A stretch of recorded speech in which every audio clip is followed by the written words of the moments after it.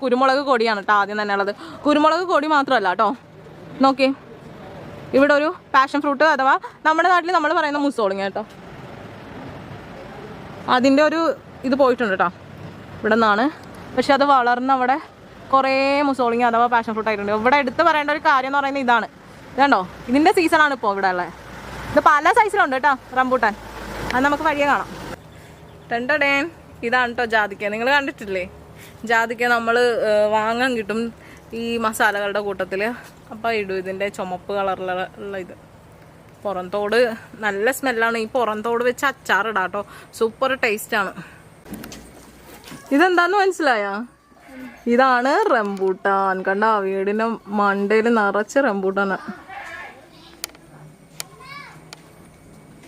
എന്ത് ഭംഗിയാന്ന് നോക്കിയാൽ, നേരിട്ട് കാണാൻ ഇതിലും ഭംഗിയാണ് കേട്ടോ.